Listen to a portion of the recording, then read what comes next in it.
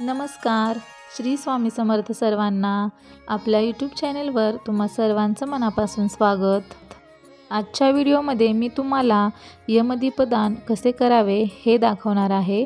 तेव्हा व्हिडिओ शेवटपर्यंत नक्की बघा आणि चॅनलवर नवीन असाल तर रुपालीज क्रिएटिव्हिटी चॅनलला जरूर सबस्क्राईब करा. चला तर मग लगेच व्हिडिओला सुरुवात करूया. यावर्षी शुक्रवार दिनांक 10 नोव्हेंबर 2023 या दिवशी धनत्रयोदशीची पूजा आणि यमदीपदान केले जाणार आहे. यमदीपदान म्हणजे धनत्रयोदशी दिवशी संध्याकाळी यमदेवांना प्रसन्न करण्यासाठी हा एक दिवा लावला जातो.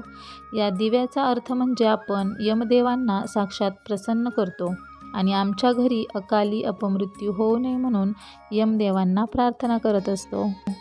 घरातील कुणालाही अपमृत्यू येऊ नये म्हणून धनतेरसच्या दिवशी संध्याकाळी हा दिवा दक्षिणेकडे तोंड करून घराच्या बाहेर म्हणजेच मुख्य दरवाजाच्या बाहेर किंवा मग गॅलरीमध्ये हा दिवा लावला जातो. दक्षिण दिशा ही यमदेवाची दिशा मानली जाते. इतर कोणत्याही दिवशी आपण दक्षिणेकडे तोंड करून दिवा लावत नाही, परंतु यमदीपदान करताना हा दिवा आपल्याला यमदेवांसाठी लावायचा आहे. म्हणून या दिवशी दक्षिणेकडे तोंड करून हा दिवा आपल्याला लावायचा आहे. 10 नोव्हेंबर 2023 रोजी सायंकाळी 6 ते 8 या वेळेत आपल्याला यमदीपदान करायचे आहे. यासाठी आपल्याला कणिक मळून घ्यायचे आहे. तर एक चपातीचा जेवढा उंडा असतो तेवढी आपण येथे कणिक मळून घेणार आहोत. ही कणिक मळताना आपल्याला त्या पिठामध्ये थोडीशी हळद मिक्स करायची आहे आणि याच्यामध्ये आपल्याला मीठ चुकूनही घालायचं नाही.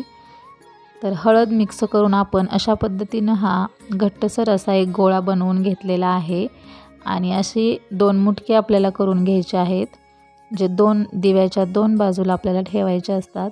आणि जो मोठा उंडा आहे त्याचा आता आपण दिवा बनवून घेऊया. व्हिडिओत दाखवल्याप्रमाणे 2 हातांनी आपल्याला असा आकार देत राहायचा आहे.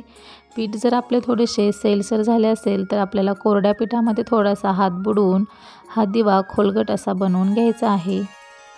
दिवा थोडासा जास्त खोलगटच असावा, कारण खोलगट दिव्यामध्ये जास्त तेल मावते आणि जेवढं तेल आपलं जळेल तेवढं चांगलंच असतं. म्हणून थोडा मोठा दिवा बनवून घ्यावा आणि अशा पद्धतीनं निमुळता आकार देऊन दिवा आपला तयार आहे. हा दिवा आपण विड्याच्या पानावर केळीच्या पानावर लावू शकतो. इथे मी तुम्हाला एका ताटामध्ये दिवा लावून दाखवलेला आहे आणि आज यमदीपदान नसल्यामुळे मी तुम्हाला घरातच ही पूजा करून दाखवलेली आहे.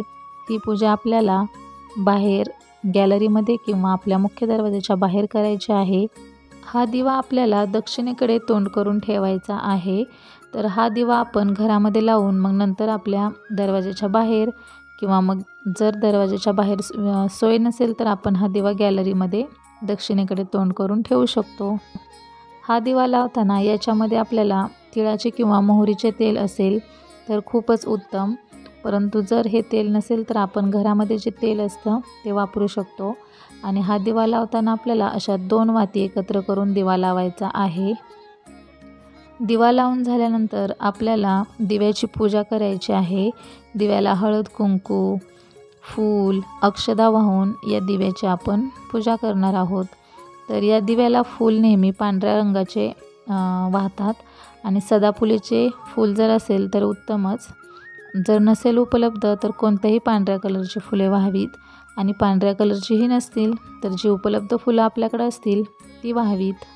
दक्षिणेकडे तोंड करून हा दिवा लावल्यानंतरनं आपल्याला एक मंत्र म्हणायचा आहे. मृत्यूना पाशदंडाभ्या कालेन श्यामसह त्रयोदशादीपदानात सूर्यजा प्रियता ममा. हा मंत्र म्हणून आपल्याला यमदेवांना प्रार्थना करायची आहे की हे यमदेवा, आम्हाला तुम्ही दीपदानाने प्रसन्न व्हावे आणि मृत्यूपाशातून आम्हाला माफ करावे, म्हणजे तू अपमृत्यू आमच्या घरामध्ये होऊ देऊ नकोस, अशी मनापासून यमदेवाला प्रार्थना करावी. घरातील सर्वांनी दक्षिणेकडे तोंड करून ही प्रार्थना करायची आहे. दरवाजाच्या बाहेर का होईना पण जिथे आपली जास्त वर्दळ नाही अशा ठिकाणी हा दिवा लावावा, कारण तो सारखा सारखा पाहू नये. आणि तेलही भरपूर टाकावे. जेवढे तेल जास्त जळेल तेवढं आपल्यासाठी चांगलेच आहे. आणि दुसऱ्या दिवशी हा दिवा आपण गाईला खाऊ घालावा किंवा मग झाडाच्या बुडाला ठेवून द्यावा आणि याच्यातील तांदूळ पक्ष्यांना टाकावे आणि फुले आपण निर्माल्यामध्ये विसर्जन करायचे आहेत. यमदीपदानाचे महत्त्व म्हणजे आपल्या घरामध्ये यमदीपदान केल्याने कोणाचाही अकाली अपमृत्यू होत नाही, तसेच अपघाती मृत्यूही होत नाही. म्हणून यमदेवांना प्रसन्न करण्यासाठी आपण हे यमदीपदान करतो. धन्यवाद.